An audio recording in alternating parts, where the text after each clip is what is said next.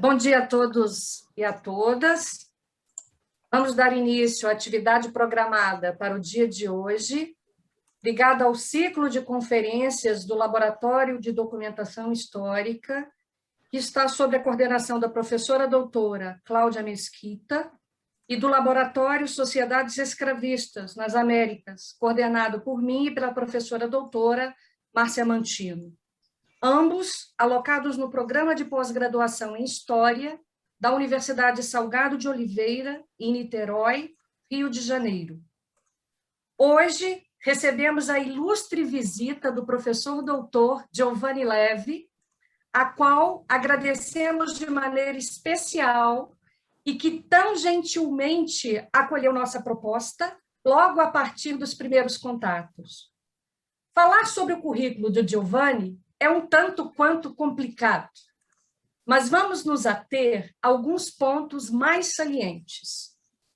Giovanni Levi é professor emérito de História Moderna da Universidade Ca' Foscari, em Veneza, Itália. Possui longa experiência profissional, tendo trabalhado em diversas universidades, como em Turim, em Viterbo, além de ser co-diretor de investigação do programa de doutorado em estudos sobre a Europa, o mundo mediterrâneo e sua difusão atlântica na Universidade Pablo de Olavide, em Sevilha, na Espanha. O pesquisador possui uma vasta produção bibliográfica que são lidas e usadas em todos os cursos de história, seja em licenciaturas, bacharelados ou pós-graduações, espalhados pelo mundo. Salientamos que, no âmbito do programa de pós-graduação em História da Universo, sua obra é apropriada por uma série de estudos que utilizam a microhistória como seu referencial metodológico. Como exemplo, podemos citar a prestigiosa coleção Microhistória da editora Einardi e a conhecida revista Quaderni Storici, que advém de um projeto desenvolvido por um grupo de historiadores italianos como Giovanni Levi, Carlos Ginzburg, Carlo Poni e Eduardo Grandi. Entre o final da década de 70 e início dos anos 80 do século 20, com textos marcados pelo pioneirismo da análise microhistória. Em 1985, foi publicado seu livro de maior sucesso, intitulado A Herança Imaterial, Trajetórias de um Exorcista no Piemont, do século XVII. Primeiramente, foi lançado na versão italiana e, no ano de 2000, chegou ao Brasil e rapidamente se transformou em um dos livros mais lidos e debatidos da academia. Aliás, desconheço um historiador brasileiro que não tenha lido pelo menos partes das histórias do padre Giovan Battista Chiesa, ou mesmo que não tenha se encantado com as possibilidades metodológicas que a microhistória nos possibilita, mesmo que estejamos aquém do seu uso de forma ideal. Raro ver alguém que os olhos não brilham com os conflitos e as redes de solidariedades que foram apresentados pelo autor na centena do século XVII, como a forma de repasse das heranças, como as relações sociais estabelecidas, e a forma profunda de entender o prestígio paterno para a criação das convivências e sobrevivências na freguesia. A sensibilidade no tratamento às fontes, a apropriação do comércio de terras, a organização das famílias e dos núcleos parentais, a forma de observação do poder estabelecido e as estratégias são temas comuns que nos saltam aos olhos com uma leitura extremamente agradável e de extrema relevância e validação. Que prazer tê-lo conosco, Giovanni. Que honra a nossa. O título da conferência que será proferida pelo professor será História Global, História Conectada e Microhistória. Saliento que as perguntas deverão ser feitas no bate-papo, no YouTube, e, ao final, serão repassadas ao conferencista de acordo com o nosso tempo disponível. Fique à vontade, Giovanni. É um prazer ouvi-lo. Victoria, muchas gracias. No sé qué decir. Muchas gracias. Una presentación demasiado buena, demasiado favorable. Pero yo hablaré muy en general de la microhistoria como método, explicando la diferencia entre microhistoria, historia local, historia conectada y con mi hostilidad por la nueva moda de la historia global. Yo soy contrario a esta experiencia de historia global.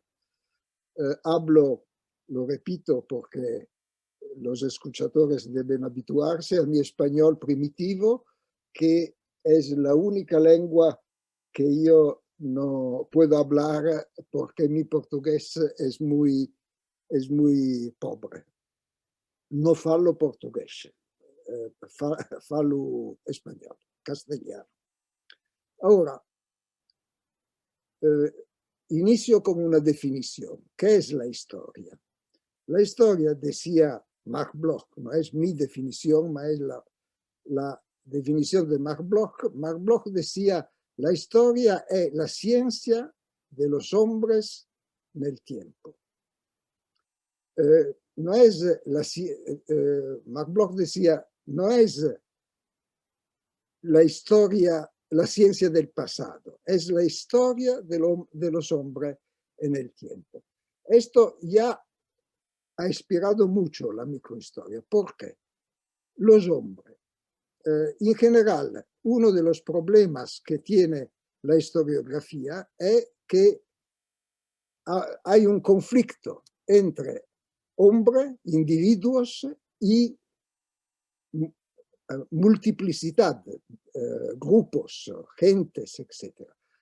Es muy difícil por los historiadores de tratar al mismo tiempo la individualidad, cada persona, y generalizar. No se puede generalizar porque cada uno de nosotros es diferente de todos los otros y no podemos cancelar esto.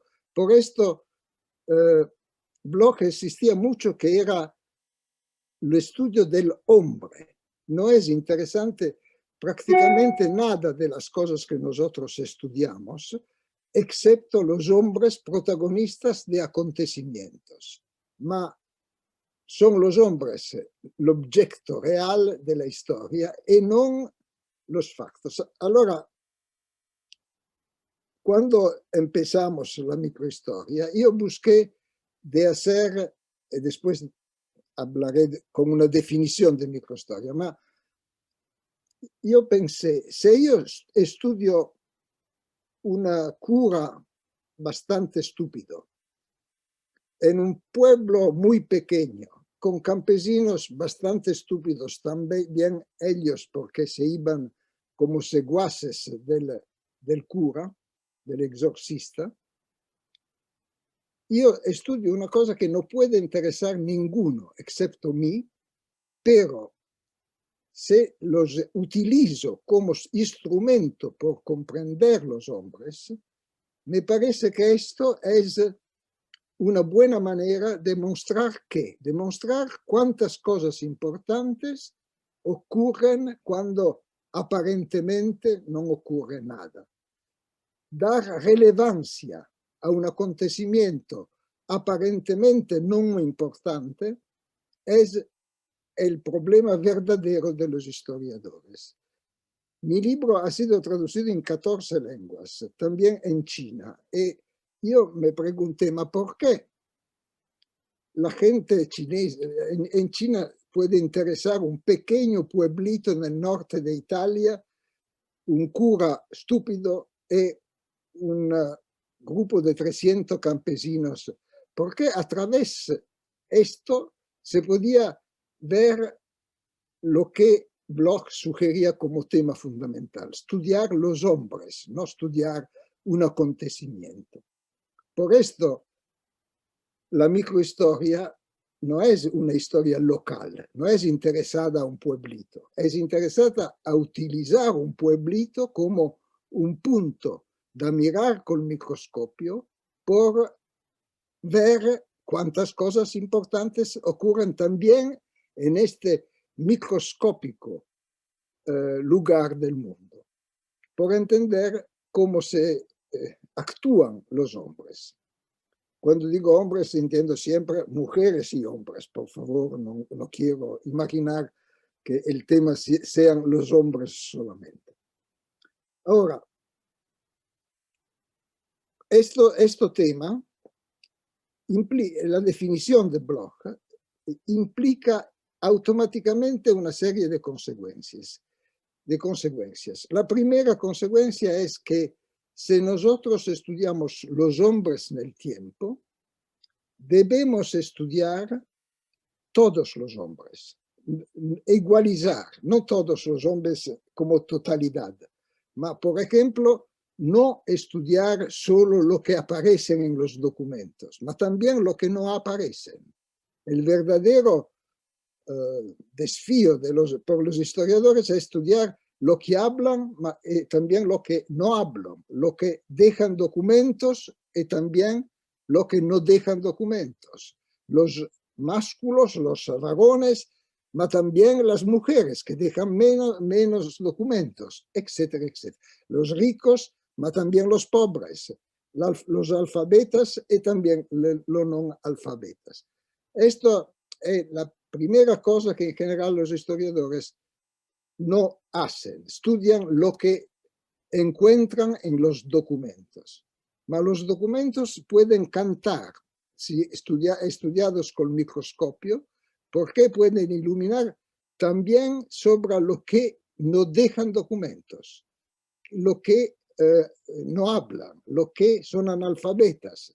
Esto es la cosa más difícil de hacer nuestra actividad de estudiar el hombre en el tiempo, los hombres en el tiempo. Pero esto tiene también una otra consecuencia, que los documentos no son la única instrumento de los historiadores.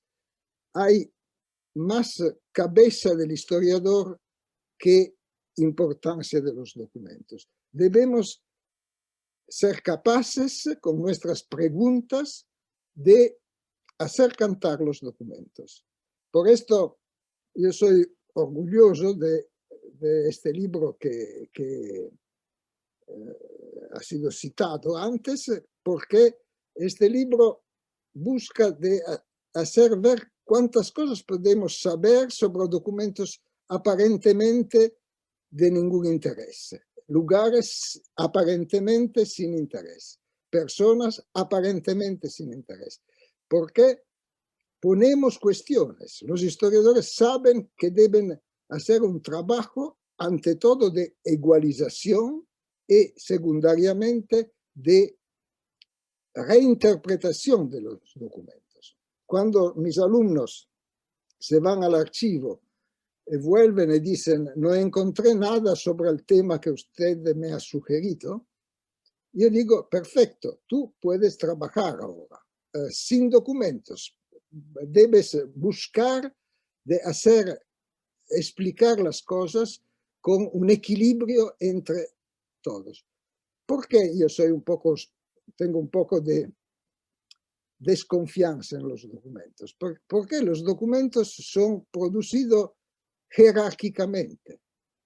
Lo que producen los documentos no son la verdad, son una verdad parcial, son parciales los documentos, son producidos jerárquicamente. Los ricos producen más documentos que los pobres, los hombres que las mujeres, etcétera, etcétera. Nosotros debemos ya saber esto, que el documento es un traidor, es peligroso, es un documento que tiene un alto porcentaje de falsedad. Tenido cuenta de estas dos cosas, mirar los documentos con más cerebro y mucho microscopio, y la otra, que debemos igualizar por lo que es posible las condiciones, y hay una tercera consecuencia. La tercera consecuencia es que los historiadores tienen una enfermedad que se llama historicismo. Nosotros pensamos que la historia es hecha de los acontecimientos importantes, pero esto no es la verdad. Hay acontecimientos que son importantes, pero hay muchos acontecimientos que aparentemente no son importantes, pero que son fundamentales por entender los hombres. Hago un ejemplo. Si nosotros estudiamos solo los acontecimientos históricamente importantes, lo digo irónicamente, nosotros debemos estudiar solo, no sé, Napoleón o Julio César, porque son importantes automáticamente. Ma el papel del historiador es construir relevancia, identificar relevancia, y encontrar relevancias. Porque, como decía Walter Benjamin, un buen historiador materialista, decía Benjamin, estudia todas las cosas que los hombres hicieron, vencedores y también vencidos, porque son todos los tentativos que los hombres hicieron en su historia. Los vencedores dejaron una línea de la historia. Los perdidos producieron tentativos que fracasaron, pero que son una gran reserva para la humanidad. En este sentido, el historicismo produce una ilusión óptica monstruosa, la linearidad de la historia. Ma la historia no es lineal. La historia ha altos y bajos, hay muchos retrasos, muchas aceleraciones, muchas desapariciones. Ahora, yo creo que lo importante sea darse cuenta que la historia, como se enseña en las escuelas, por ejemplo, en muchos libros de historias, probablemente la mayoría, sugiere una línea de amelioración continua de la condición de los hombres. Como vosotros sabéis, no es verdad.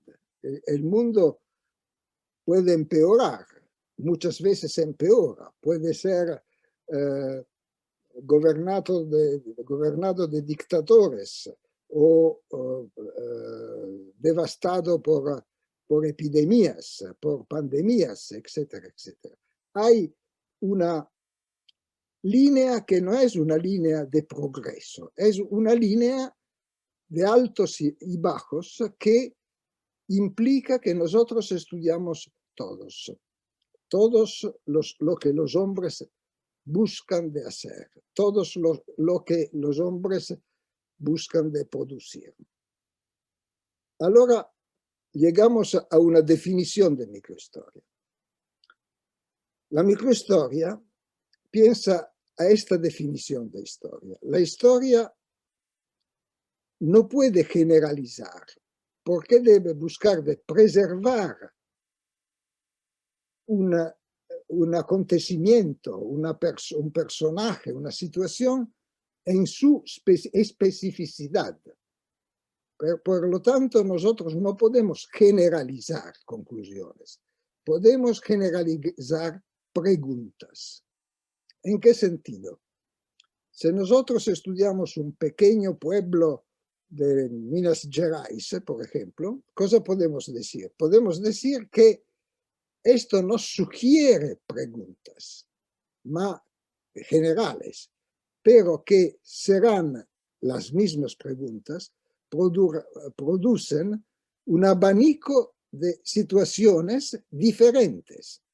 Hago un ejemplo no histórico. Una pregunta general que Sigmund Freud descubrió a través del estudio de pocos casos la idea del complejo de Edipo.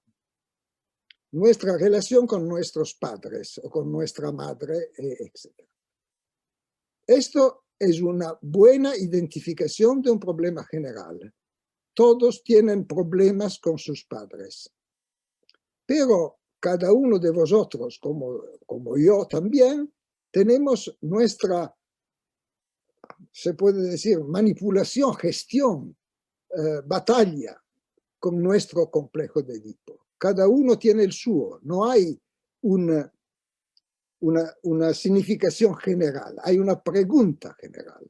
Ma por comprender el complejo de Edipo debemos saber que es relevante, pero que produce una infinidad, tal vez también contradictoria, de consecuencias.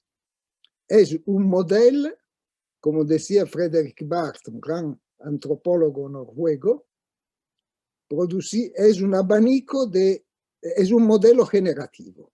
El complejo de Edipo es un modelo generativo, genera situaciones individualizadas, locales, se puede decir. Por lo tanto, debemos imaginar esta definición de la historia. La historia es la ciencia de las preguntas generales y de las contestaciones individuales, locales. No en el senso local, espacialmente local, ma individuales, de las situaciones específicas, cada situación, que todos nacen de una relevancia general. Al contrario, en general los historiadores hacen una otra cosa. Dicen, hay 3 ejemplos de contrato agrario, por ejemplo, y sobre esto generalizan. Dicen, por tanto, esta era la condición Vittoria antes decía un evento sobre la historia agraria. Ecco, no podemos generalizar mucho de la historia agraria, porque cada situación es diferente, pero podemos poner a tantas situaciones diferentes la misma pregunta, por haber contestaciones diferentes. Por tanto, la definición de historia debe ser la ciencia de las preguntas generales y de las contestaciones específicas, locales. Con esto busqué de dar una idea de la microhistoria. La microhistoria puede estudiar cosas grandes o cosas pequeñas. No es la pequeñez que determina la microhistoria. La idea es que todas las cosas se deben mirar, esto es el método de la microhistoria, con el microscopio. Cómo se puede hacer más grande un pequeño trozo documental, un pequeño acontecimiento, pero también un grande. Por ejemplo, en la colección de libros que se llamaba Microhistorias, de libros publicados por Einaudi, había quien estudiaba una carta que había explicado cosas no conocidas de Galileo Galilei, una reinterpretación de Galileo Galilei. La carta, no sé si le interesa, pero la carta era una discusión entre cardinales que decían: Galileo Galilei no es peligroso porque piensa a esta estupidez que la Tierra gira en torno al Sol. Esto no sé por qué ha pensado esto y no es peligroso. Pero lo que es peligroso es que él era atomista. él pensaba que todas las cosas eran producidas de átomos. Y si los átomos, si el vino y el sangre tienen átomos diferentes, esto pone en duda la Eucaristía. No se puede hacer la Eucaristía porque no se puede transformar la sangre en vino. Es solo la idea de substancia general aristotélica que permite la Eucaristía, pero no el atomismo. Esta discusión ha producido una reinterpretación general, solo una pequeña carta, una reinterpretación general de la historia de Galileo. Otro ejemplo, el autor de este libro se llama Redondi. Ginzburg ha estudiado un cuadro de Piero della Francesca. Estos dos ejemplos, porque son ejemplos de microhistoria de cosas grandes, cioè de cosas muy, muy importantes, no de pequeñez, como yo al contrario he estudiado. El cuadro que ha estudiado Ginzburg era la flagelación de Cristo. Es un cuadro en el cual en una esquina está Cristo flagelato, no sé si se dice. Y al primer plano estaban tres personajes, como si fueran más importantes los tres personajes que Cristo, que estaba en una esquina, como si su flagelación, su martirio, era una cosa lateral. ¿Por qué? Ginzburg se preguntó, ¿quién son estos tres? Es imposible comprender este cuadro de Piero della Francesca sin mirar con el microscopio quién eran los tres personajes en primer plano. Y estudió quién eran y al final descubrió que eran tres personas, el cardenal Bessarione y otros dos príncipes italianos, que habían hecho un congreso por reunificar la Iglesia del Occidente y la Iglesia del Oriente, fracasando, sin resultados. Y la división del cristianismo en Oriente y Occidente era, por Piero della Francesca, la flagelación de Cristo.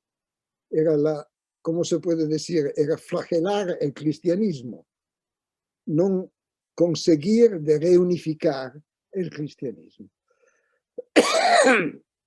Estos dos ejemplos sirven solo por decir que todo se puede estudiar con el microscopio, por descubrir cosas muy, muy importantes que en general no se han estudiado, no se estudian, no se ven. Es buscar lo que no aparece inmediatamente. Ahora, secondo capítulo. El segundo capítulo è intitolato ¿Por qué no quiero la historia global? Ante todo, debo decir, no es una teoría la microhistoria, es un método de trabajar. La historia global no es un método de trabajar, es una extensión del trabajo de la historia, de buscar un nivel interconexiones de países, culturas diferentes y distantes.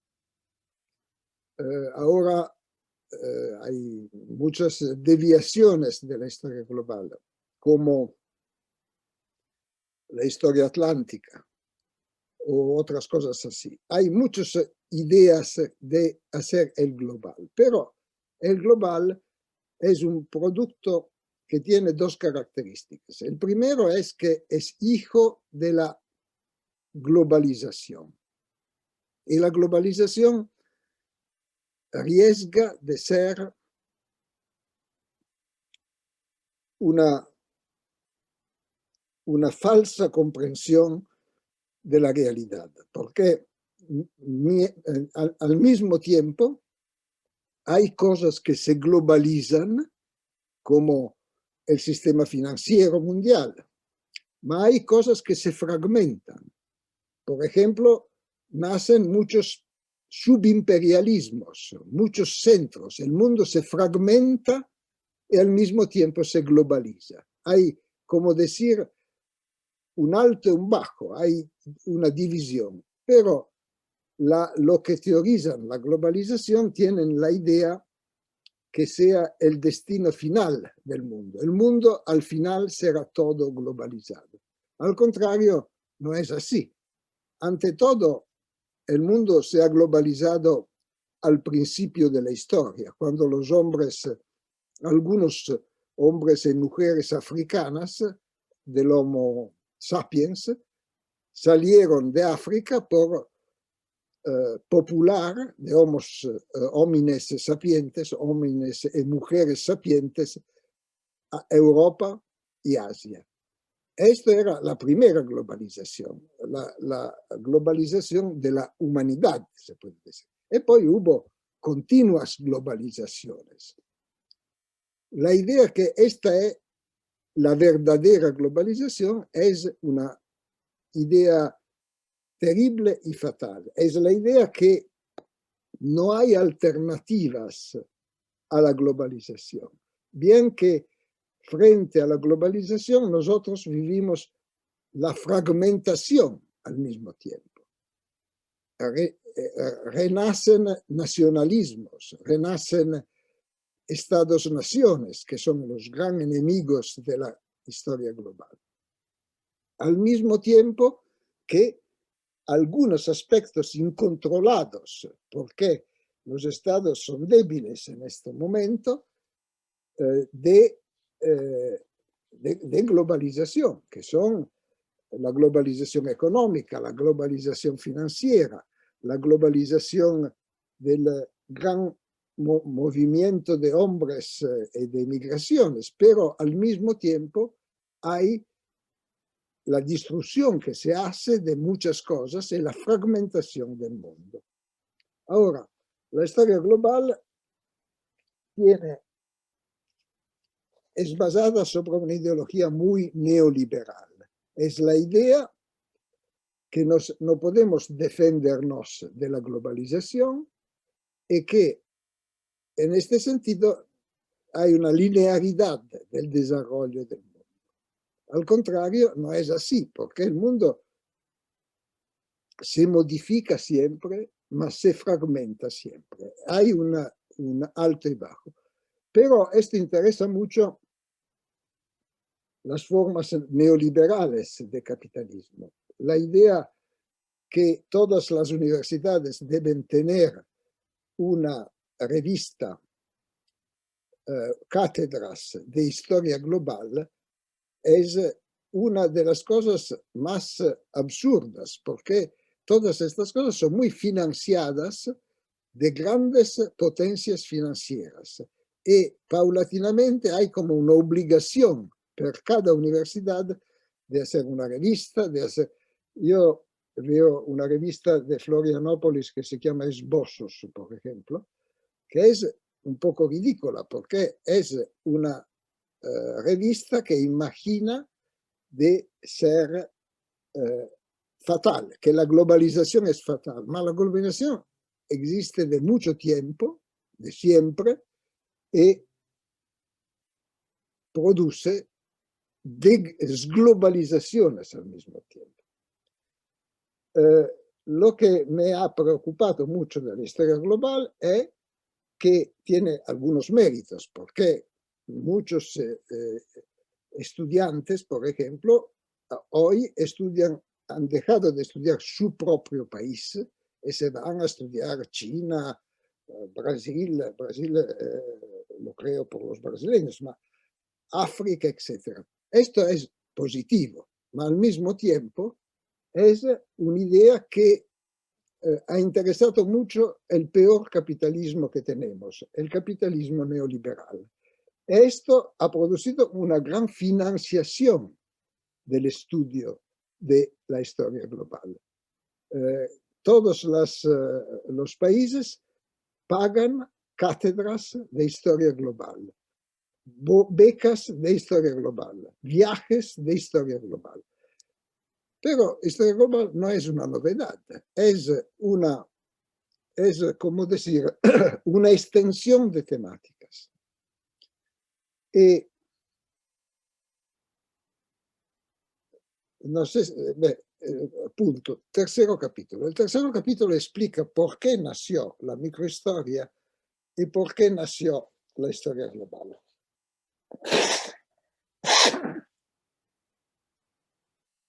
La microhistoria nació en los años 80, cuando nosotros vivíamos en un mundo bipolar. Había dos grandes potencias, Unión Soviética y Estados Unidos, que en una posición conflictual entre sí habían creado un equilibrio. Y todos nosotros, con muchas dificultades, etcétera, pensábamos que, grosso modo, se podía imaginar el futuro, se podía imaginar el porvenir, porque había un equilibrio, una estaticidad de cualquier manera. Cuando esto había producido en la historiografía una simplificación. Había, por ejemplo, toda una historiografía de izquierda que estudiaba la clase obrera y que sostenía que la clase obrera era de izquierda y solidaria. Ma no es verdad, la clase obrera puede ser no solidaria, puede ser a momenti solidaria y en otros momentos no solidaria. Había como la idea de automatismos sociales, una idea un poco positivista y estructural funcionalista, se puede decir. En el curso de los años 80, nosotros empezamos a trabajar con la microhistoria por demostrar que el mundo era más complicado, que, por ejemplo, para entender los comportamientos sociales de la clase obrera, pero también de la burguesía, etc., era necesario no imaginarlo como blocos rígidos, ma como factores sociales que debían ser estudiados en sus diferentes aspectos, contradictorios aspectos. Un poco como Edward Thompson hizo de la historia de la clase obrera en Inglaterra.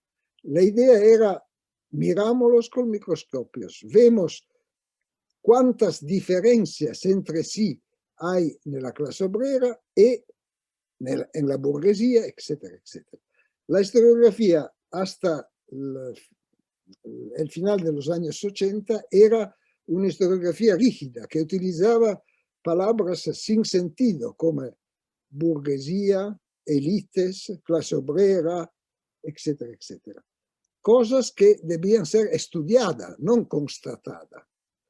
No es un caso que, por ejemplo, la historia del movimiento obrero era la historia de los obreros en huelga, pero no se había estudiado los obreros que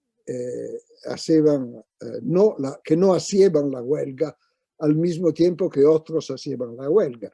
¿Cómo entender esta situación? Y microhistoria ha nacido mucho sobre esto, la idea que era necesario mirar por dentro estas definiciones sociológicas que no marchaban. Debemos ver otras cosas, ver mejor las contradicciones y recuperar la complejidad social. Después, en el 89, todo fracasó. Fracasó el bipolarismo. El mundo se hizo no bipolar. Y por poco tiempo se pensó que el capitalismo había vencido. Ma en los años del 90 hasta hoy, el mundo se ha multiplicado de pequeños subimperialismos. Tenemos Irán, tenemos Alemania, tenemos Rusia, tenemos Estados Unidos, tenemos también Brasil, tenemos potencias que se imaginan como al centro de un imperio de cualquier manera. el mundo se fragmentó inmediatamente. Empezó una crisis, la China, l'India, naturalmente. El mundo se fragmentó muchísimo y también el sistema capitalista inventó otras soluciones, diferentes soluciones. Pensamos a la China, por ejemplo, o a la India, etc. Y los historiadores empezaron a, como dice Peter Burke, no a innovar metodológicamente la profesión de ser el historiador, ma inventando nuevos campos como la historia ambiental, la historia de las mujeres, la historia, insomma, hay especialidades. Esto ha multiplicado los defectos de la historiografía, porque, hago un ejemplo, hay cristianos nuevos y marranos, ¿no? Todos los que estudian estos problemas aíslan los cristianos nuevos perquisidos por la Inquisición, ma no estudian su contexto, estudian la historia de los marranos. Al mismo tiempo, en América Latina había esclavos, y los esclavos vivían en el mismo tiempo, en el mismo lugar, y muchas veces persecutados de la Inquisición, en paralelo con los judaizantes. Esto no se estudia. Hay los especialistas de historia de los esclavos, especialistas de la historia de los judaizantes, especialistas de la historia de las élites, ma no hay la mezcla de estas cosas. No hay la idea que la compresencia de estos fenómenos terribles, grandes de la historia, eran en el mismo lugar, en el mismo tiempo. Al contrario, la historia se especializó siempre más. Estudiaba historia ambiental en un ambiente en el cual había otros fenómenos que tenían relación y contemporaneidad con la historia de del ambiente. La historia se especializó y al mismo tiempo la historia global ha sido una ampliación de temas. Debemos estudiar países lejanos, las conexiones entre países muy distantes. Ahora, yo creo que este problema es el problema de la historiografía de hoy. Esta idea que en un mundo en el cual se ha perdido las grandes temáticas ideológicas, al mismo tiempo hay una extensión, una dispersión, una especialización de historias que no se hablan entre sí. Ha desaparecido en cantidad de la historia social por hacer una historia cultural como más inteligente, más divertida, menos determinada de tradiciones marxistas o de otras cosas así. Yo creo que este problema no ha eliminado la necesidad de la microhistoria. La microhistoria es un método y por esto no es una ampliación de las temáticas, no es una subespecialidad de la historia. Es como, en mi opinión, la historia debería trabajar por evitar simplificaciones. Ma, al contrario, nosotros continuamos estas dependencias, la dependencia de la documentación. Se estudian las élites, porque las élites han producido muchas documentación, pero no vivían en el aire, no se pueden aislar, etcétera, etcétera. Yo creo que todo esto merece una reflexión entre los jóvenes historiadores que buscan la historia, buscar estas características que la historia sugiere.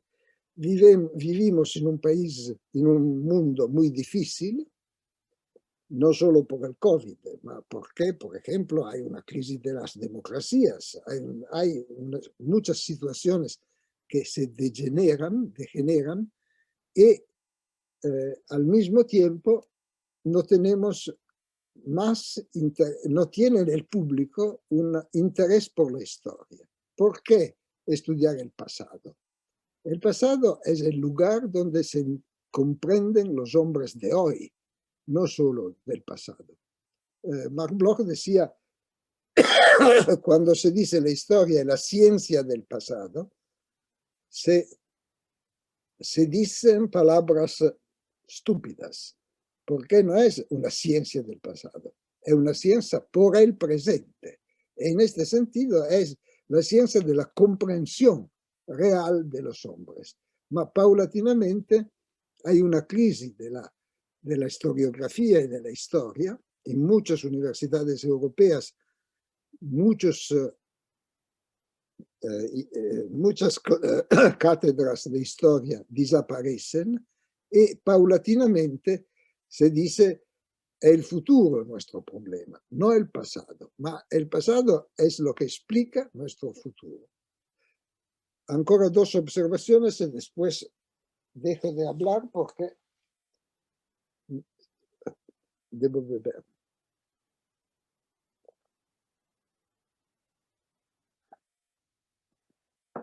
Dos observaciones más. La primera es esta. Il problema della crisi dell'importancia della historia es un problema, esto también es un problema muy neoliberal. Nosotros no tenemos vínculos de la historia no nos vincula, nosotros somos libres. Y yo creo que muchos equívocos, por ejemplo, la idea que la historia del pasado no se debe estudiar porque es llena de actos criminales. Cristóbal Colón es un criminal, verdad, en un sentido, ma nosotros no podemos hacer nada sobre esto. Podemos estudiarlo, explicarlo, mirarlo con microscopio, no cancelar todo lo que se puede saber de su actividad, también su actividad criminal. Nosotros debemos pensar que la historia del pasado nos ha determinado. Nosotros somos determinados y somos también responsables verso el pasado. La segunda observación más importante es esta, que al final los jóvenes historiadores, pero también los historiadores viejos, estudian acontecimientos, no estudian causas, porque la historia, mirando el pasado, puede inventar causas, porque sabe ya quién es el asesino, sabe ya los efectos. Y la historia es muchas veces una descripción de efectos, no de causas. Las causas son siempre simplificadas, pero la historia no puede simplificar, ni puede tomar las causas como la totalidad de las explicaciones. Pero este mecanismo simplificado, causa-efecto, ha producido que nosotros pensamos muchas veces que la causa de, algún ejemplo neutro, la causa de Bolsonaro son acontecimientos que preceden Bolsonaro inmediatamente. No, son efectos de una larga historia. Hago un otro ejemplo por por la historia italiana. L'Italia es un país que caracterizado da una desconfianza en las instituciones públicas. Nosotros sabemos que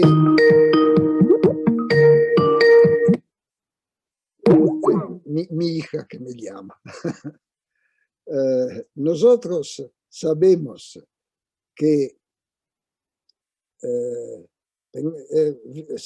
que Dios nos ha comandado de darnos instituciones, pero estas instituciones son un poco enemigas. Nosotros no aceptamos las instituciones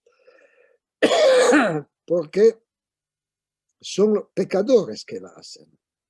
En el mundo católico, los que mandan, los que son al gobierno, no son nombrados de Dios, como en la idea de Lutero, por ejemplo.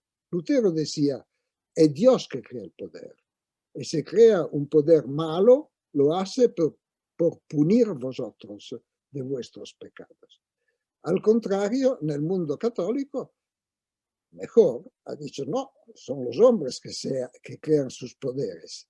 Pero, siendo los hombres pecadores, el poder de los hombres siempre es disgustante, es terrible. Debemos protegernos, saber que las instituciones son necesarias, pero saber también cómo protegerse de las instituciones. Son nuestras enemigas. La doctrina del Estado católica dice, afortunadamente, Dios ha creado un poder, que es el poder de la Iglesia. Esta sí es creada de Dios.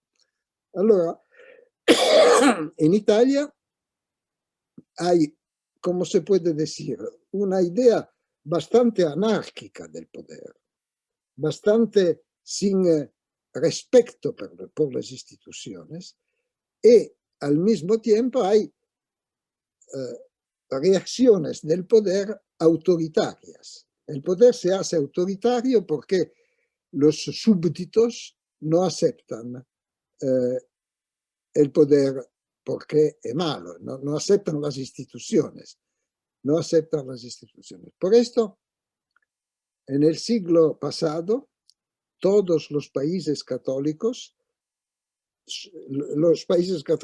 también otros países, pero todos los países católicos han tenido una dictadura, varias dictaduras diferentes, pero todas formas de gobierno que buscaba de obligar a los ciudadanos rebeldes a obedecer a las instituciones. Esto es un buen ejemplo por decir que las causas de la antropología que domina los países católicos es una antropología que nace en el siglo XVI. Nace cuando se organizó un poder diferente entre países protestantes y países católicos. Esto ha producido antropologías diferentes que no han nada más de religioso, pero que son en nuestro inconsciente. Nosotros pensamos que es agradable no pagar el boleto del Vaporetto aquí en Venecia. Es como una rebeldía, un acto rebelde. Y esto vale también por el Brasil, naturalmente. Esto es por decir que las causas históricas no son las más recientes solamente.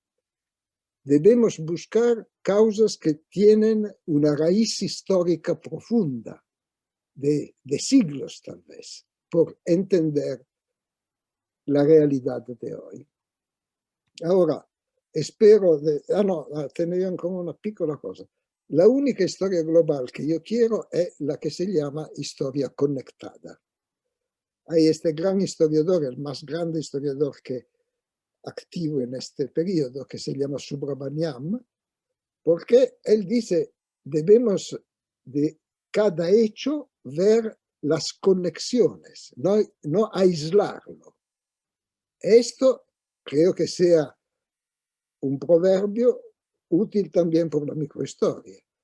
Estudiamos pequeños fragmentos con microscopio, pero de este fragmento vemos todas las posibles conexiones. Esto es una manera de hacer historia global sin la retórica y la política neoliberal. He terminado. A vosotros la palavra, se tenéis paciência. Muito obrigada, professor. Eu acredito que o senhor deu-nos a possibilidade de participar, de ouvir, de uma aula do fazer historiográfico, abordando aí, inclusive, temas muito comuns e afins, como a história global, história conectada, a microhistória. E é muito interessante a gente perceber como que o professor conseguiu trazer a ideia de história profunda, né? Não adianta somente estudar história por estudar, né? É necessário você pensar historicamente, tentar, inclusive, compreender os problemas históricos, né? Tem alguns pontos aqui muito interessantes que o senhor abordou. Eu vou apenas, antes de abrir para o debate, apontar algumas palavras que são chaves para que a gente possa compreender a fala do senhor. Encantar com os documentos, a reinterpretação documental, a ideia da verdade parcial na documentação, obviamente que a participação ativa do sujeito, a ideia da construção da relevância de uma pesquisa, a importância das perguntas e das hipóteses numa pesquisa de história. E teve uma fala que eu gostei muito, né, que é a ideia de não simplificar. Existe uma fala já comum aí na historiografia, né, se eu posso complicar, por que eu vou facilitar? Olha, professor, muito, muito obrigada. Nós vamos abrir agora para as perguntas, os debates. E, assim, eu acredito que todos nós sairemos daqui hoje encantados, como eu sempre estive com a produção do senhor. Demasiado gentil. Pero podemos discutir. Yo tengo siempre un poco el tono del predicador. Hago una prédica, ma discutible. No hay nada de religioso detrás. Esta es mi idea. Es una cosa al mismo tiempo un poco autobiográfica. Yo trabajo así, ma paulatinamente he construido mi manera de trabajar. Ahora me interesa de discutir con vosotros si tenéis problemas y preguntas. Vamos a tomar otro vaso si me dejas, otro vaso de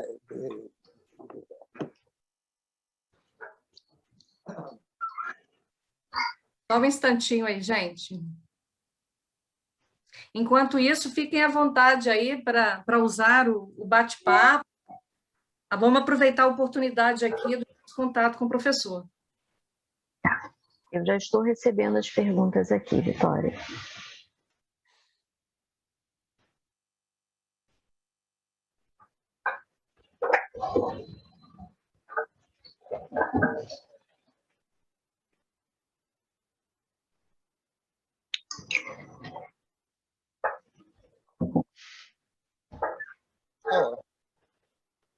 Bom, Márcia queria falar. Professor, antes de mais nada, gostaria de agradecer imensamente a sua aula.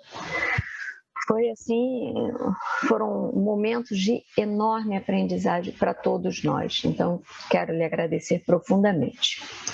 E as perguntas que eu já recebi aqui, a maior parte delas indica uma grande preocupação nos nossos ouvintes, que é a questão da documentação. Essa questão da documentação e das fontes aparece em praticamente todas as perguntas. eu vou tentar sintetizá-las para que o senhor tenha maiores possibilidades de nos ajudar. O Caio Amorim pergunta o seguinte: a metáfora do Zoom não tornaria a microhistória como apenas um estudo de caso interessado em agregar a história global? E depois ele pergunta o seguinte: analisar em escala ampliada, ainda assim não manteria o que teria sido observado pela microhistória? Essa é uma pergunta assim mais teórica. A partir daí, as perguntas giram todas em torno da documentação, tá? O senhor prefere responder essa pergunta ou quer que eu faça um bloco? Como quiera. Forse esta prima pregunta sobre el estudio de caso me parece útil hablar inmediatamente. Sim, então vamos. Porque no es el estudio de caso la microhistoria.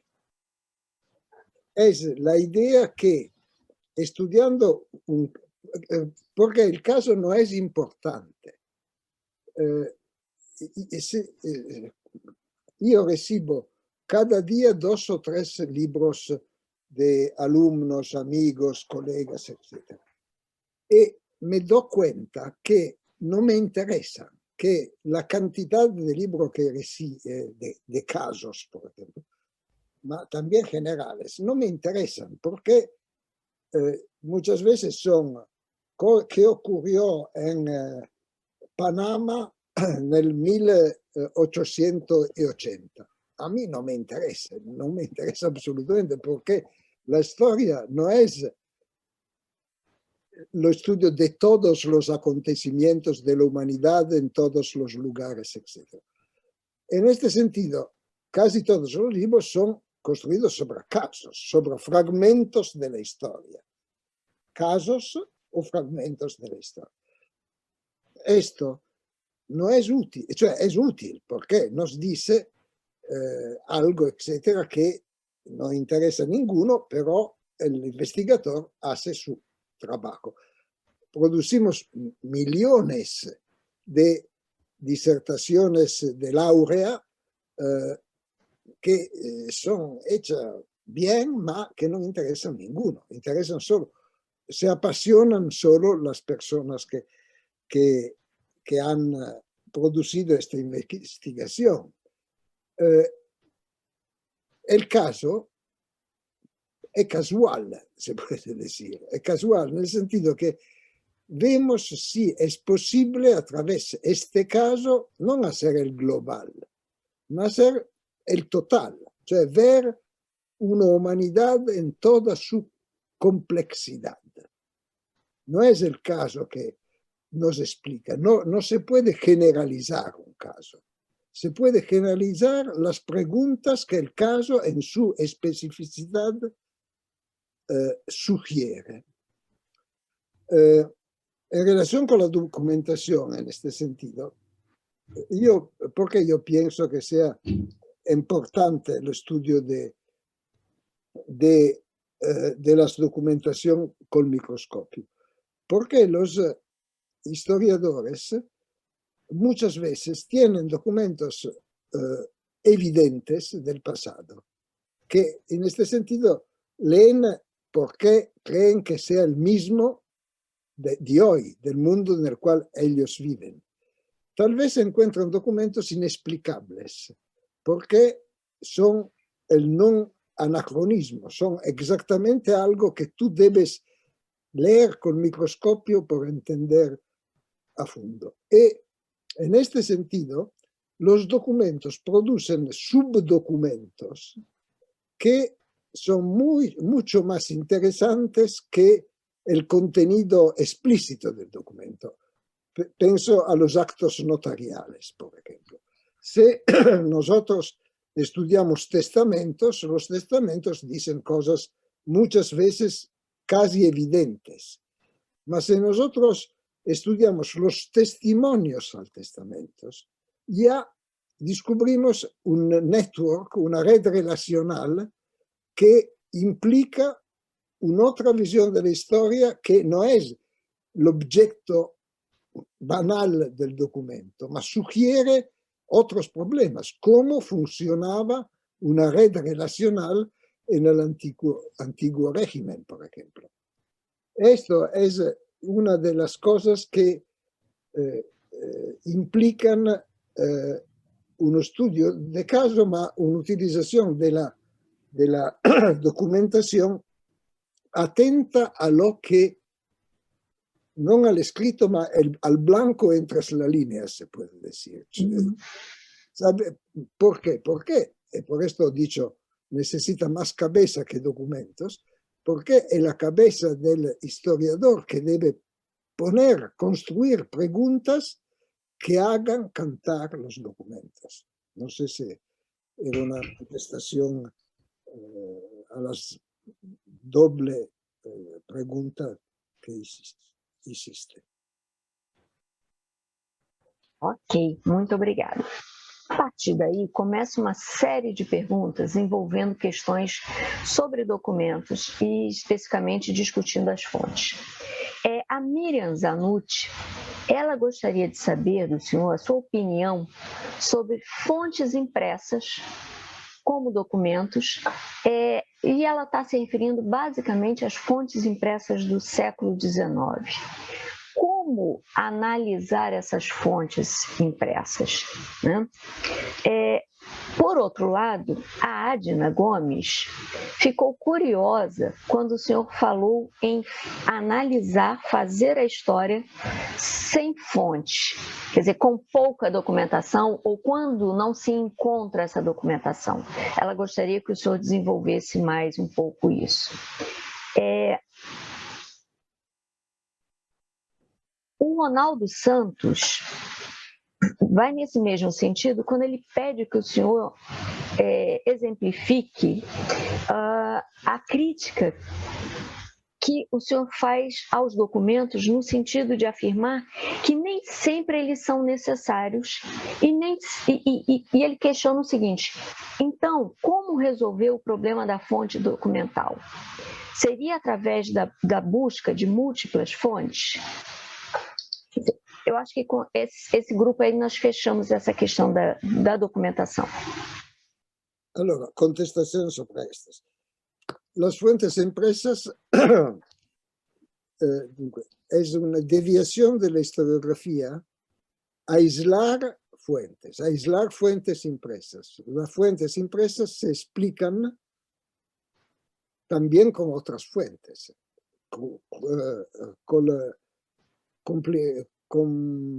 haciendo una complicación de las fuentes. Imaginamos diarios de hoy.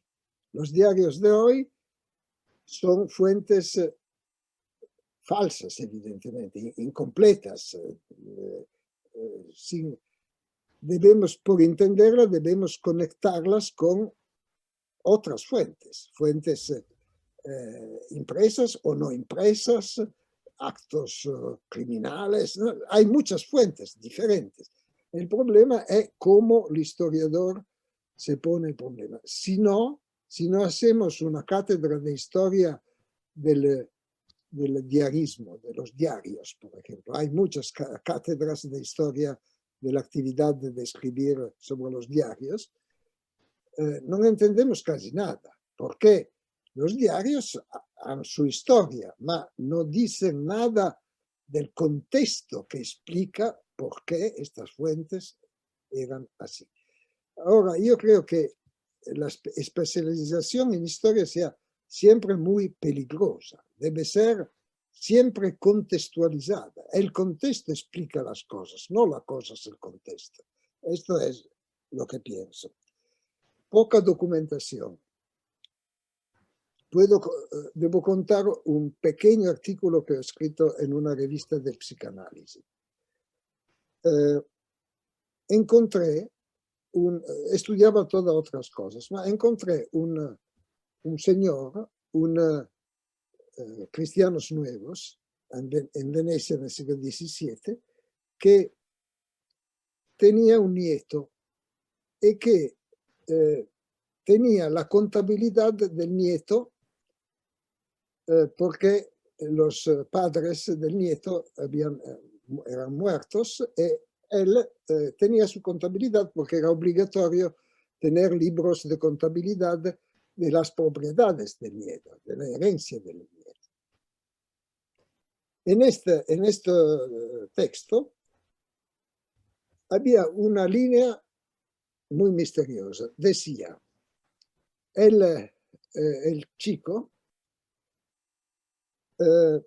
había decidido de hacerse dominico y organizamos todos y al momento de entrar en el convento de los dominicos, él se escapó y desapareció.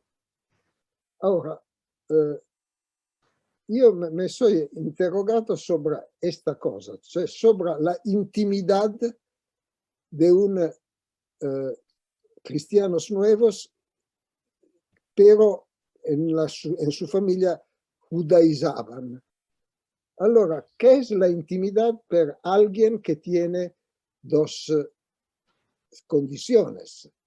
Cuando es niño, por ejemplo. Yo cuando ero niño, yo soy judío y había la campaña racial de los nazis y no me llamaba Giovanni Levi, ma me llamaba Giovanni Cardone. Tenía documentos falsos y tenía 4 años. Ahora, ¿qué efecto tiene sobre un niño esta dobleza, ser judío y católico al mismo tiempo? Ver en familia sus padres que arriesgaban de ser persecutados por la Inquisición, pero se iban a la iglesia todos los domingos, etc. Así era todo un juego por un niño. ¿Qué significa esto? Allora, paulatinamente pensé los varios momentos de la vida de este joven. Este joven, a un punto, cuando murieron sus padres, su tío le dijo, es riesgoso nuestra situación, es mejor que tú te hagas dominico. Él aceptó de hacerse dominico sabiendo que había el riesgo de ser juzgado de la Inquisición, se estaba judaizante clandestino. Y al final, así él había tenido una intimidad diferente, había elegido, aceptado de hacerse dominico. El día de entrar en el convento escapó, no se sabe dónde, imagino a Ámsterdam, donde podía volver. Ahora, este documento es muy pobre, es 10 líneas del tío administrador. Pero la pregunta que yo me hice es todo de mi cabeza. ¿Qué significa la intimidad en los varios momentos de su vida por un joven como este señor que se llamaba Cardoso, era un portugués? Ahora, creo que esto es una buena demostración que son solo mis preguntas que podían decir algo, poner un problema, crear un problema. El problema de cómo el mismo es por un joven esclavo, por ejemplo. ¿Qué significa verdaderamente por él la dobleza de la situación? La dobleza según sus edades sucesivas y su experiencia sucesiva. Ahora, esto lo puede imaginar solo construir el problema y buscar una contestación parcial solo la cabeza del historiador. No tenemos documentos, pero construimos problemas. Esto es el discurso sobre la poca documentación. La última pregunta, estoy de acuerdo. Se pueden multiplicar las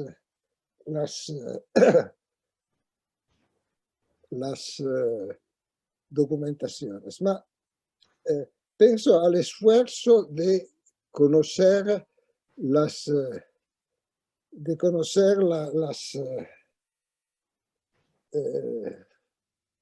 el cerebro de los guaraníes, por ejemplo. Muchos han buscado de estudiar los guaraníes, pero los tentativos a empezar de Montaigne, ma conocemos verdaderamente poco. Pero este es el problema. Si estudiamos la historia de los guaraníes, no, la historia del Brasil o de la Argentina, del sur, debemos buscar de comprender. Y por comprender debemos antes construir paulatinamente preguntas. Y ahora estas preguntas a un momento que iluminan los documentos, que si no son documentos neutros, indiferentes. Ok. Professor, a professora Maria Verônica Secreto, ela está lhe perguntando o seguinte: eu gostaria que o senhor utilizasse o exemplo sobre o conhecimento arqueológico e o uso das evidências arqueológicas, dos achados e as provas para os historiadores contemporâneos. Como que, quer dizer, continuamos discutindo a questão da fonte, né? Como que, nesse caso, a fonte histórica, a fonte arqueológica. Já o Alexandre Kasberg, ele está dizendo que ele acredita que os historiadores devem pensar... ele pergunta se o senhor acredita que os historiadores devem pensar uma nova maneira de comunicar a história, redefinindo a operação historiográfica. Ante todo, ciao Verónica. Buen día, Verónica. Puedo contar otra aventura de mi vida por explicar el interés arqueológico. Tengo aquí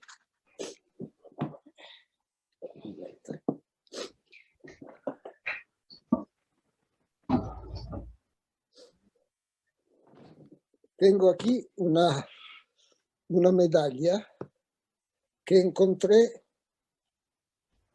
siempre cuando tenía 4 años.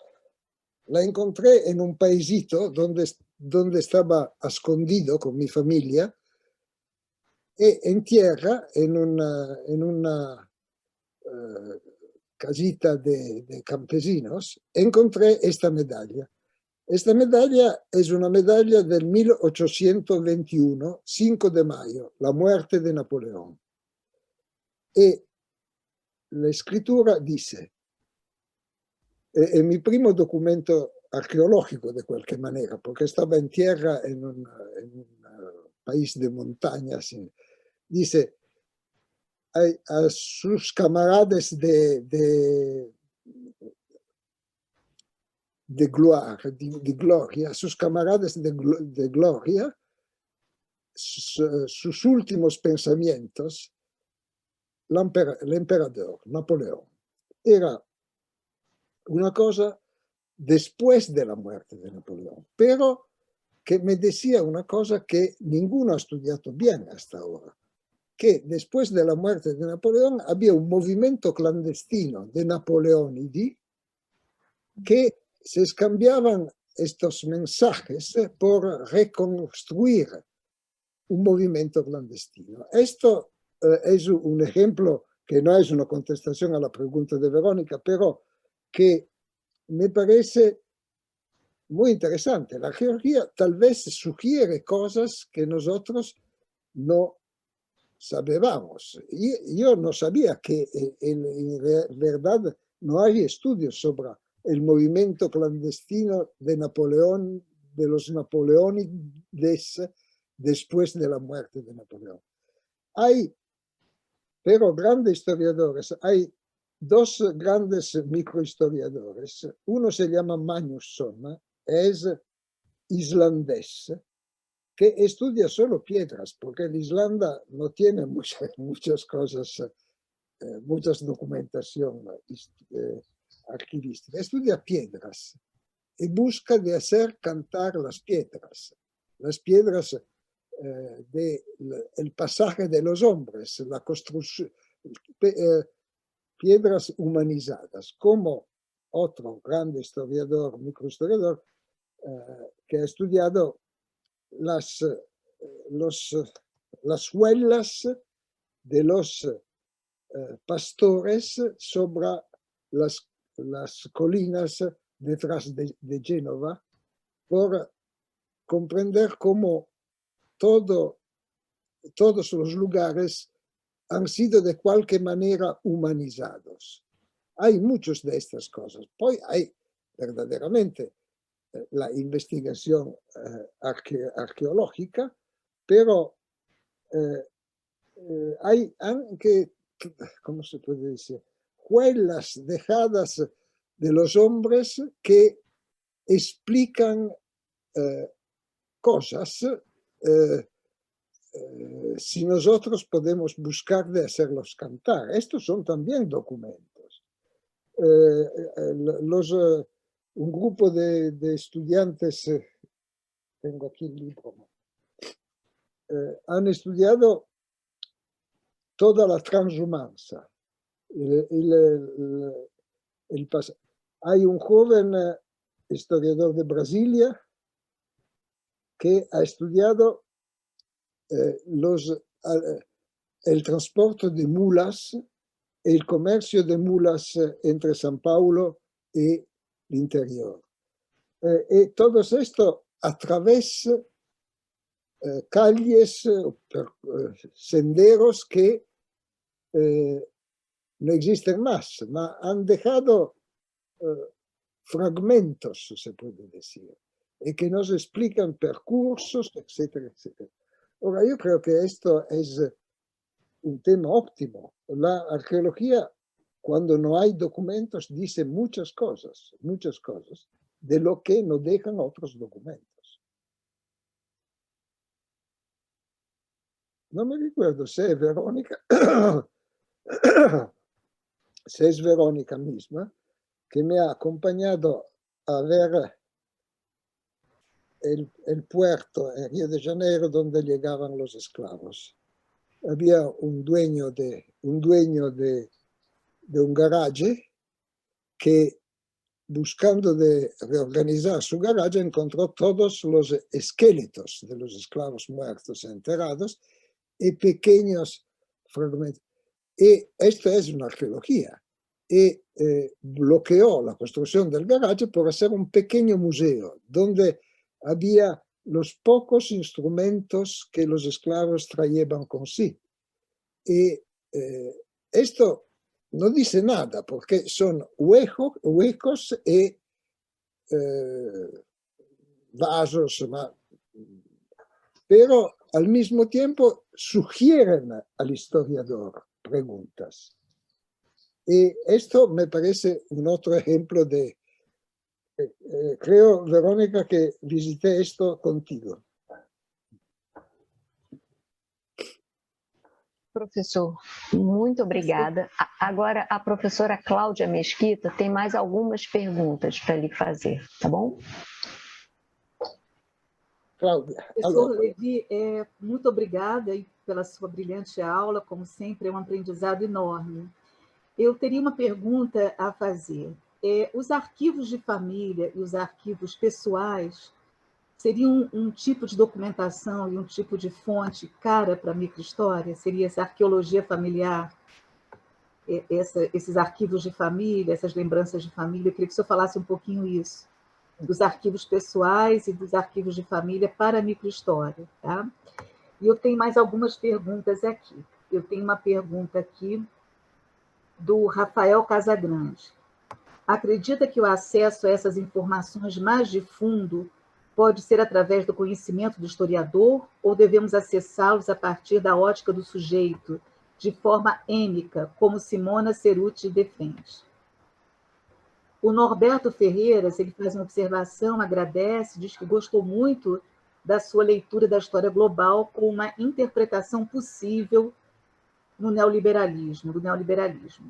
E o professor Vinícius Maia Cardoso, ele faz mais uma pergunta aqui. Professor Levi, como perceber essas entrelinhas na documentação, esses aspectos ocultos nos documentos? No, esto no he entendido.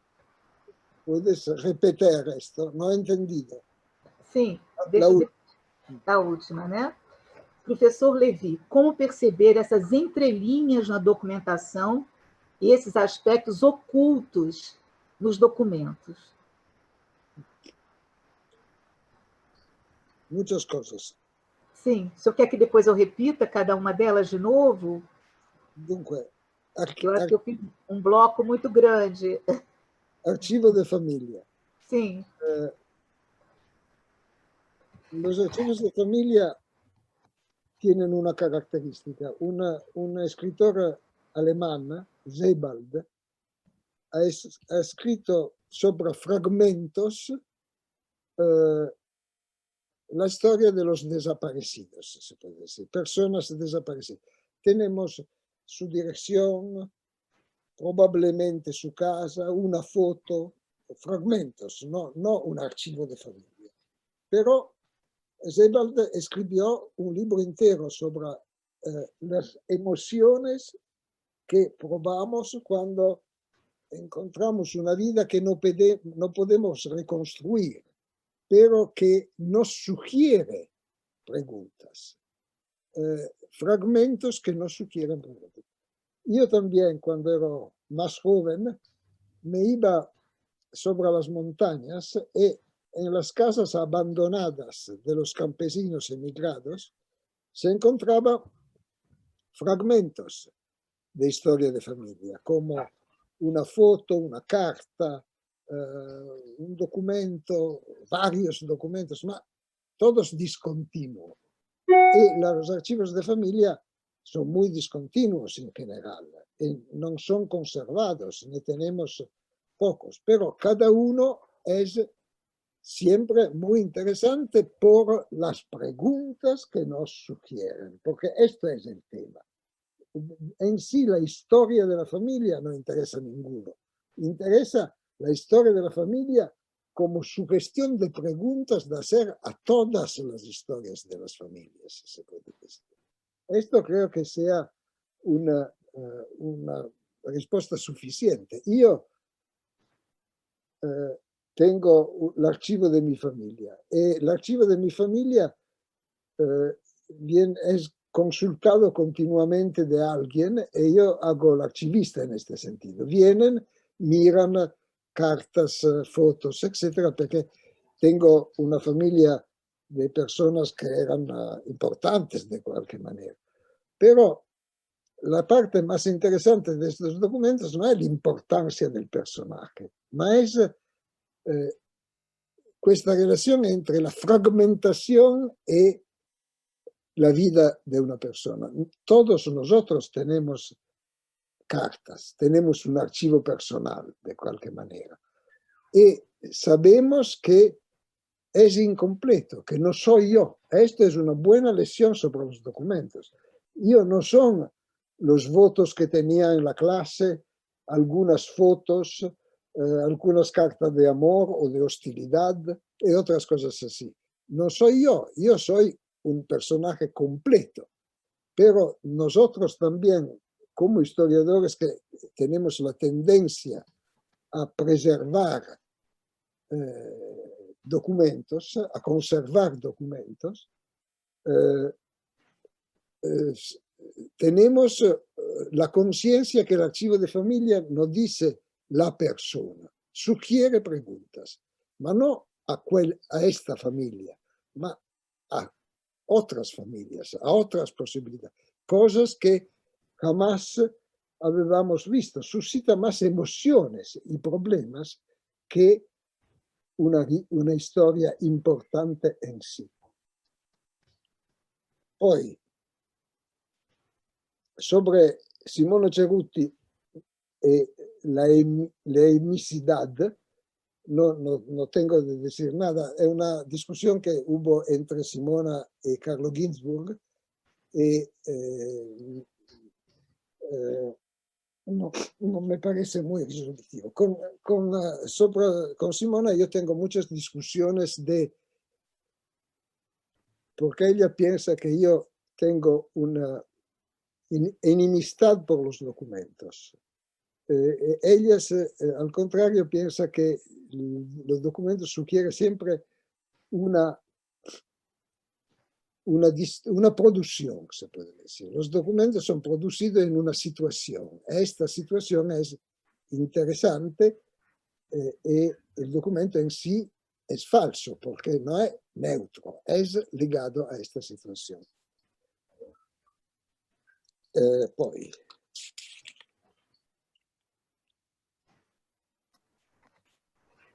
O senhor quer que eu repita a pergunta aqui do professor Vinícius?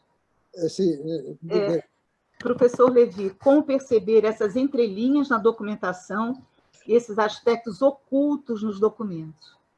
Sì, questa è la ultima e me lo ricordavo, ma antes ho scritto neoliberalismo. Sì. Sim, sim. Uhum. Ele fez uma observação, né? Ele disse que foi muito bom ouvir os seus comentários e as suas críticas sobre a história global dentro desse contexto do neoliberalismo. E o Felipe Sanches pergunta: é possível fazer uma história global que não seja conveniente ao imperialismo, uma história global decolonial? Questo è un tema muy difícil, porque hay una gran discusión entre el postcolonial, por ejemplo, y la historia occidental. Hay una tendencia de la historiografía que ha sido producida mucho en países de Europa o de los Estados Unidos a un eurocentrismo. El problema que se pone es de hacer una historia atenta a los que habían subido, los colonizados, se puede decir, que reivindican justamente su historia. Yo creo que hay un riesgo de falta de equilibrio cuando se hace una historia eurocéntrica o una storia colonizado-céntrica. El problema es de mezcla, de conexión, se puede decir, de las dos cosas. Es un debate, no, para mí, no tanto interesante. Creo que la gran cantidad de los libros sobre neocoloniales, se puede decir, son libros muy polémicos ideológicamente, cosa que se puede lograr, ma muy pobres culturalmente. Son muy genéricos, se puede decir. Son más ideológicos que instrumentos de conocimiento, de verdadero conocimiento. Son reivindicaciones más que estudios concretos. Y creo que esto produce como efecto que hay que al final hay una victoria del neoliberalismo, se puede decir, porque muchos historiadores dicen: yo estudio India, soy, no sé, colombiano, estudio India y por esto hago historia global. Pero justamente Subramanian ha dicho: la historia se puede hacer solo si nosotros somos en un lugar preciso. Nosotros debemos trabajar en un archivo por hacer la profesión de historiadores. La historia siempre es localizada y tal vez, al contrario, siembra que el global implica una delocalización. Y esto, de hecho, produce un nuevo eurocentrismo.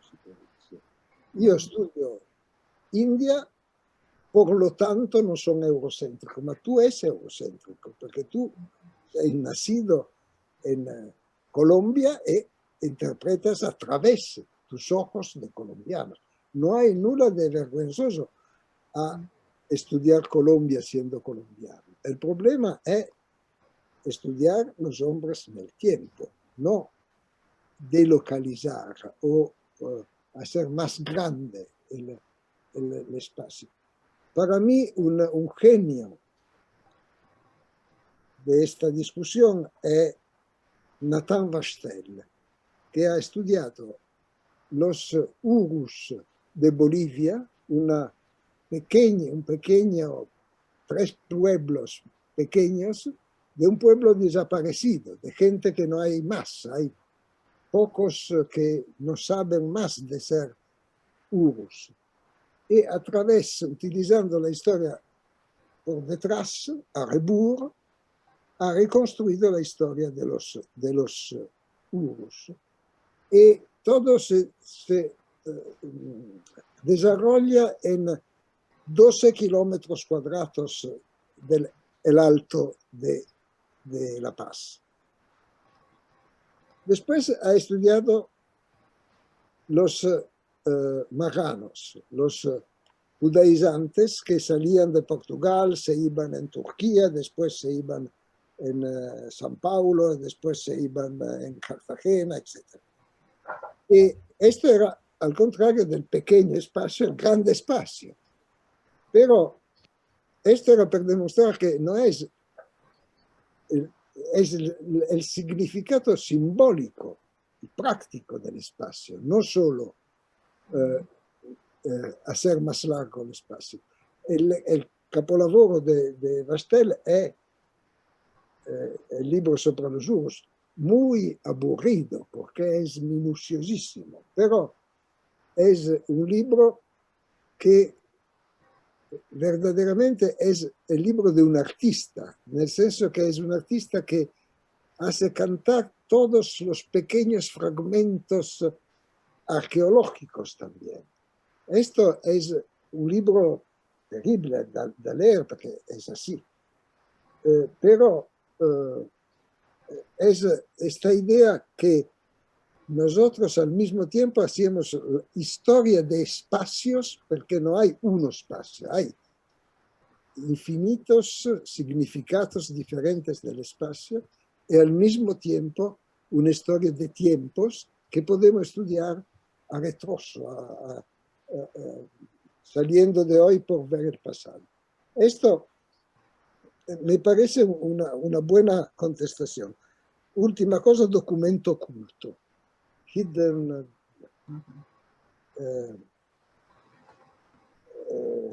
no sé qué, los documentos siempre son un poco ocultos porque son incompletos. La cosa maravillosa de nuestra profesión es que nosotros trabajamos sobre la verdad, pero sabemos que la verdad es siempre incompleta, es siempre insuficiente, porque los historiadores escriben siempre el mismo libro.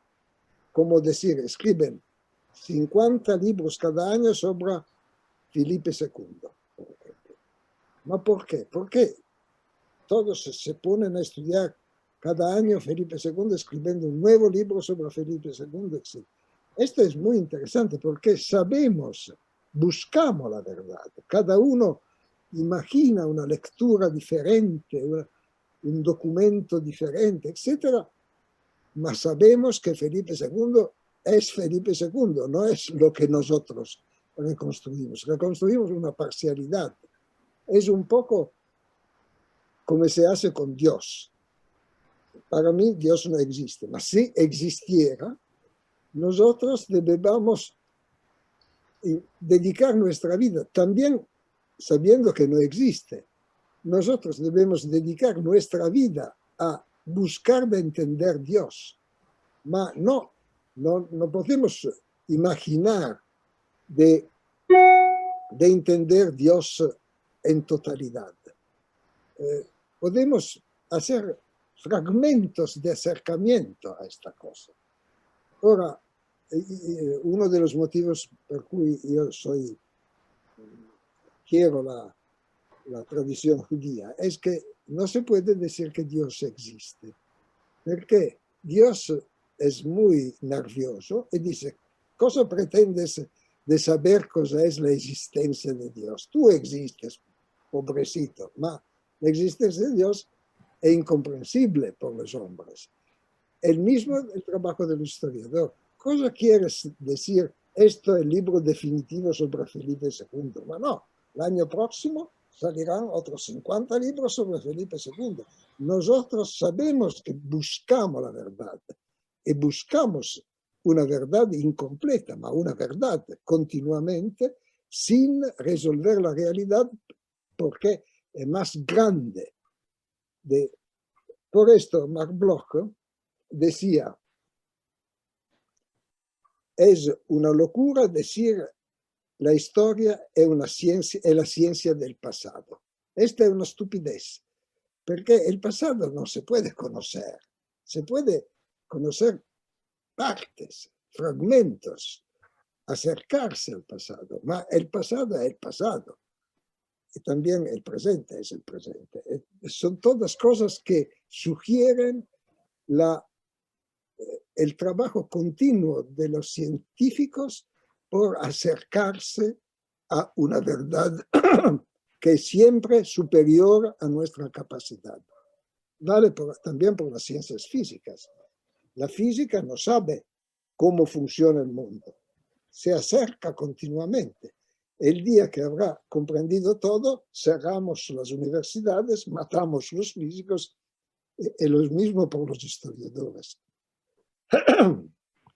Voilà, este es sobre el documento oculto. Los documentos siempre son un poco ocultos, un poco escondidos, se puede decir. Muito obrigada, professor Levi. Agora eu passo a palavra para a Márcia e para a Vitória. Muito obrigada. Professor, a última pergunta, Alexandre Kasberg, ele está lhe perguntando se o senhor acredita que os historiadores deveriam pensar uma nova maneira de comunicar a história, redefinindo a operação historiográfica. Eu emendaria numa questão que o senhor usou. Cada vez a história tem menos representatividade na sociedade, né? Será que isso também não é uma certa culpa de nós, historiadores, que fazemos livros voltados para o mundo acadêmico, esquecendo da sociedade como um todo? Ciao Alexandre, disculpe, ma io conosco también a Alexandre Castro. Es un caro amigo. Y no debería hacerme preguntas porque son años y años que discutimos de historia. Pero se puede decir esto. Vale lo que he dicho de Felipe II. El mundo cambia y cambia también Felipe II. ¿Por qué? Porque cambian nuestras curiosidades, nuestro interés, nuestro tentativo de explicar. Así es un trabajo infinito. Yo lo considero el trabajo más semejante al trabajo de Penélope, se puede decir. Trabajamos siempre sin llegar al resultado final. Esto es maravilloso. Es verdaderamente el papel de los historiadores de la cultura del mundo. No es la misma de la... Si hay una diferencia entre historia y literatura, no hay grandes diferencias, pero si hay una, que tú no puedes escribir cada año La guerra y la paz. Al contrario, puedes escribir cada año Felipe II y su imperio, por ejemplo. Esto es nuestra especificidad, la especificidad de nuestra profesión, pero muchas veces hacemos las mismas preguntas que se fa alguien que escribe de fiction. Hay un riesgo en la pregunta de Alejandra. El peligro es que los historiadores, desesperados porque no saben inventar nuevos métodos, inventan nuevos espacios, había dicho antes, de historia ambiental, por ejemplo, y al mismo tiempo utilizan nuevas fuentes que no se habían utilizado antes. Cinema e historia, películas, foto e historia. Óptimo, pero no se debe hacer de esto un sector separado. No es una especialidad nueva. Es un documento. Si este documento te dicen algo, bien, pero debe mezclarlo con todas las posibilidades documentales, sabiendo que son siempre parciales, fragmentarias y mentirosas.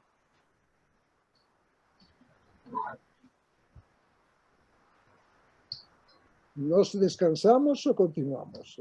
Descansamos. Podemos descansar, professor. Eu acredito que foi uma manhã brasileira e uma tarde italiana muito frutífera, muito agradável, de muito conhecimento. E eu vou terminar aqui com 3 palavrinhas básicas, né? Grazie mille, gracias e muito obrigada, professor. Muito obrigada por nos contemplar com um momento tão bacana, com um momento tão rico. E vamos nos falando, né? Queremos o senhor presencial após passar essa pandemia por aí. Né? Muito obrigada. Esperamos poder volver a través del Atlántico. El año antes de ser cerrado en Venecia, hice 6 veces, crucé 6 veces el Atlántico. Y ahora me marca muchísimo porque no cruzo ni el canal aquí.